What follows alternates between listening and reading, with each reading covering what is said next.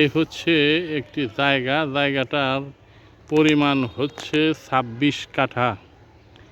এই জায়গাটির অবস্থান হচ্ছে চেরাকালী থেকে এই কোয়ার্টার কিলো দূরে, বাদাম রোডে, মন্ডল মার্কেট সংলগ্ন। এখানে একটি ডাচ বাংলা ব্যাংক আছে, আর একটা ইসলামী ব্যাংক আছে।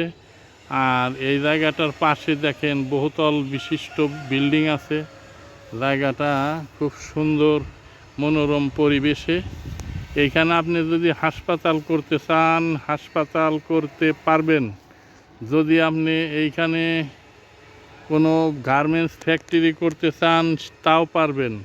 আশেপাশে অনেক গার্মেন্টস আছে, ব্যাক্সিমকো ফার্মাসিউটিক্যাল আছে, সিনথেটিক আছে, তারপরে স্ক্যাপে কোম্পানি আছে, ওষুধ কোম্পানি।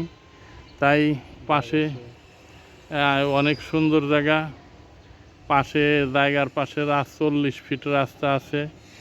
৪০ ফিট রাস্তার পাশে সুন্দর একটি জায়গা, মনোরম পরিবেশ। জায়গার পরিমাণ হচ্ছে ২৬ কাঠা। আমরা যে ভিডিওটা প্রদর্শন করি, এই ভিডিওটার আগে আমরা সর্বপ্রথম দেখি কাগজ ভালো আছে কিনা, দেখে শুনে তারপর আপনাদেরকে দেখাই।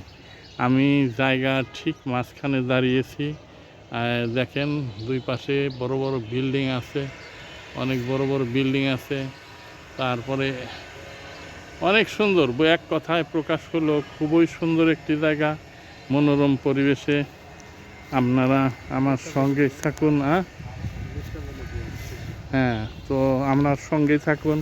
আমরা আপনাদেরকে রাস্তাটা দেখাচ্ছি, মেন রাস্তাটা।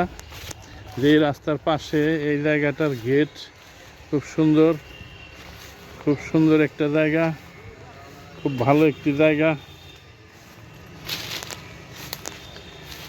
এইখানে যদি আপনি কোনো হাসপাতাল করতে চান, তো হাসপাতাল করতে পারবেন।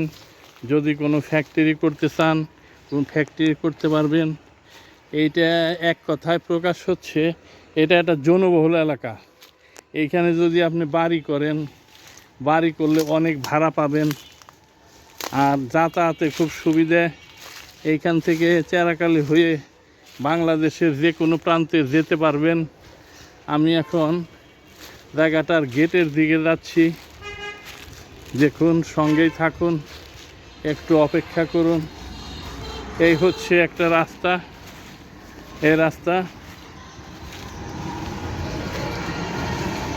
এই হচ্ছে রাস্তা। এই রাস্তাটা ৪০ ফিট একটা রাস্তা। এই রাস্তাটা সরাসরি চেরাকালী গেছে, চেরাকালী এইদিকে, আর চেরাকালী হইতে এইদিকে বাদাম গেছে। এখানে একটা ডাচ বাংলা ব্যাংক আছে, মুক্তিযোদ্ধা কবরস্থান আছে, ইসলামী ব্যাংক আছে। এক কথায় প্রকাশ, খুবই জনবহুল একটি জায়গা, অত্যন্ত চমৎকার একটি জায়গা, অত্যন্ত ভালো একটি জায়গা, অত্যন্ত নিষ্কণ্ঠক একটি জায়গা। যারা কিনবেন অতি তাড়াতাড়ি যোগাযোগ করবেন। সীমিত সময়ের মধ্যেই জায়গাটি বিক্রি হবে, মালিকের বিশেষ প্রয়োজন। আসসালামু আলাইকুম।